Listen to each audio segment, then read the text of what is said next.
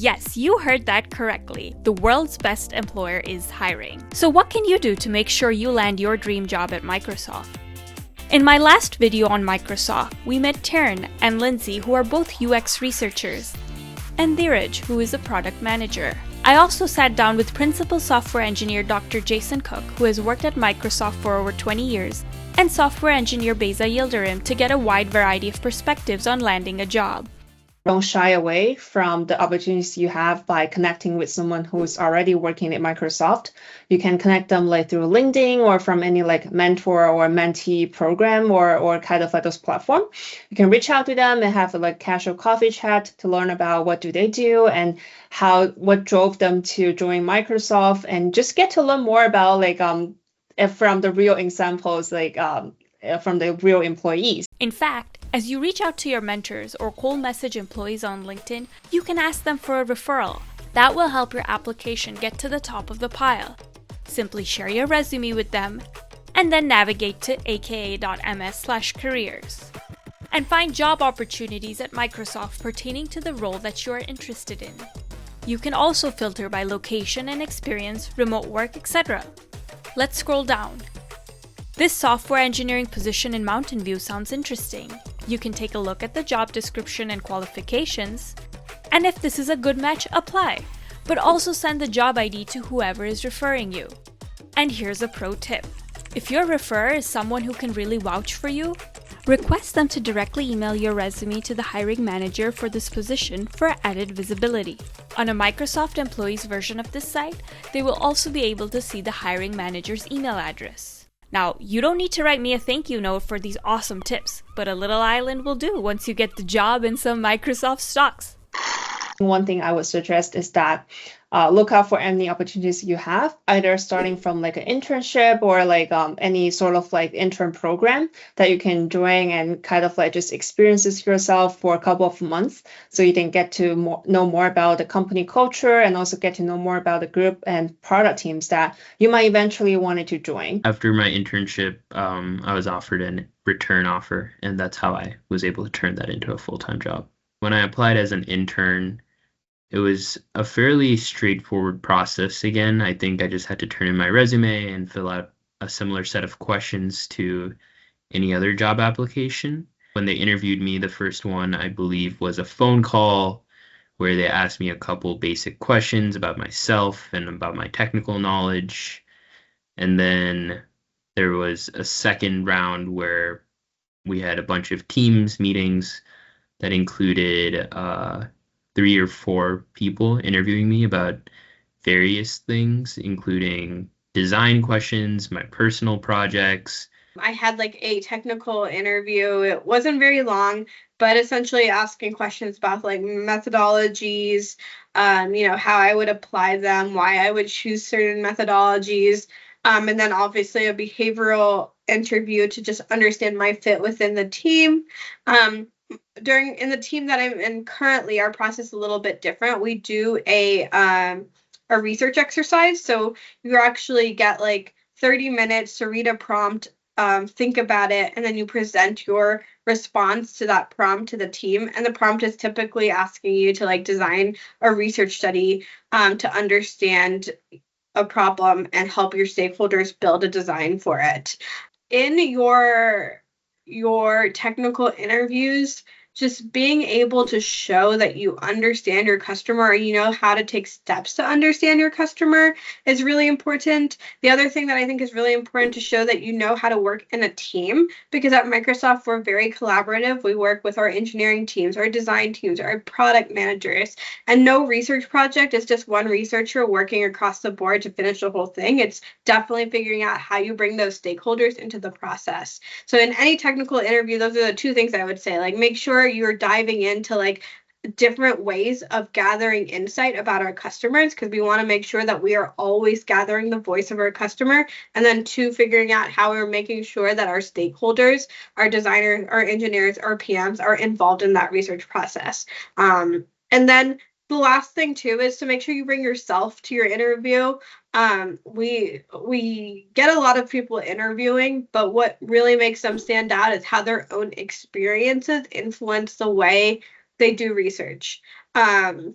right? You want to make sure that you're bringing your own experiences, showing how that have made you a good researcher. And I mean, as a researcher, you're constantly interpreting your environment, your customers, and that interpretation is based on who you are. So it's important to make sure that you demonstrate that in your interview. First, I started with just making sure I am the expert or I am familiar with all the projects that I listed on my resume. So meaning that I know the exact implementation details, I know about the methods I mentioned, and I can share about the challenges I run into and any nuances that are also involved in the projects. And I also spend lots of time preparing for the skill set, meaning that I have to read through all the online articles and any the book references about some certain definitions about each method and what the method is for and what is the pros and cons of each method, because that was really important for the job that I'm entering for as a researcher. And I also prepare for a list of behavioral question that covers for example, when you run into conflicts, how do you resolve that?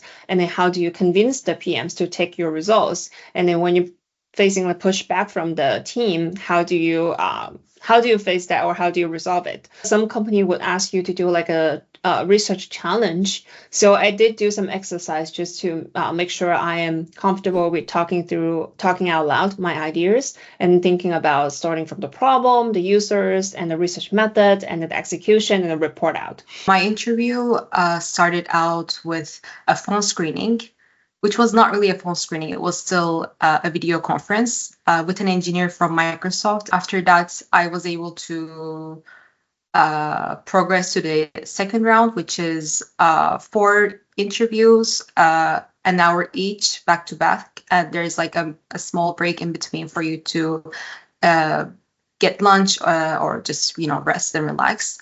And my interviews were again very similar to the phone screening that I had. It was just introducing myself to different interviewers, what I was doing and what my education was and my experience prior to joining the company. And I also solved 1 or 2 problems in each interview. They try to test our knowledge and see how we can think through letting us solve lead code problems. Well, it's referred to as lead code, but it's just coming up with solutions to problems using data structures and algorithms with an optimal time. I think it's a good idea to sign up for lead code, and their premium subscription is pretty nice, especially with the provided solutions at the right hand side, and you can just go over and understand depending on which solution type you want to apply. There's multiple different solutions proposed with different time and space complexities. And also there is interview called Cracking the Coding interview, which I think any CS major or anyone in this industry must have heard of it. It's just the Bible for us. One thing I noticed through this interviewing process was that the first round of the phone screening is not really someone that is related to the organization that the recruiter team seems to fit you in. It was just someone from the Azure data team, if I remember. But then the second round and the final rounds were primarily with people that I currently work with and the partner engineers, the principal engineers that are leading important projects in our organization. So that was very insightful. Naturally, I wonder next, what are Microsoft interviewers looking for? I asked Jason for the deets.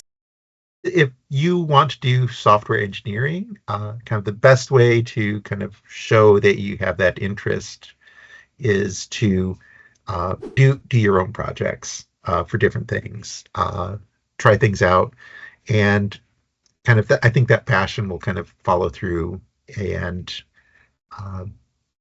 it will you'll get to be more interested in the real world applications of programming, and you'll kind of have things to point to about the programming that you've done. If you were looking for a position on our team, it's we do stuff with databases and do queries, and we have to write some programs at times. And so wanting to kind of see some evidence that you know what you're doing there, and kind of I think the easiest way to kind of get that sort of skill you can't get the sort of skill from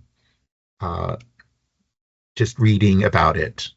You need to have some practice. One way to basically show that you kind of know what you're talking about is to have a project that you've worked on your own. For example, if you're interested in something like, I don't know, like fantasy football. My son is interested in fantasy football. You might say, hey, I want to, write a little project that does what I'm interested in, but uses the kind of the programming stuff that I want to get a job in. For example, you could like store your football stats in a database, and then you could write your program in whatever language you want to get hired for, show that you've thought about the issues that are going on with your code, and that you've actually experienced some of like the real world problems and kind of found ways to overcome those. For example, like with the fantasy football, you want to group your players by a certain metric, and then you'd want to use, like, if you're doing a SQL query, you'd want to do a group by. If you post your projects on some place where people can look at them, like on GitHub, that might be useful. But even if you keep it private, I think just being able to talk about it kind of with the experience of going through it would be helpful. Try out or have different experiences prior to Microsoft. That's really helpful. I think at least in our interviews, what's been really helpful is understanding someone's past research work. So essentially what I'm saying is build up a portfolio of relevant material. If you are able to work on something and it builds maybe even your soft skills, it's really valuable and it'll show up and pay off in some way. Not only your internship experience and experience in the industry speaks, but also your students' extracurricular activities are highly regarded by the recruiting team. If you want to get some hands-on experience with building things, you can join a robotics club. If you want to be a part of an organization where you are the middle end point contact between your professors and the students, you can join a student society. And there's so many options out there. So get your feet wet and be open to explore. That's all for now, folks. Thanks for watching. In our next video, we'll talk about negotiation, immigration, and all the other things you should be thinking about after you land an offer. Get your feet into what was it? Sorry. Oh my God.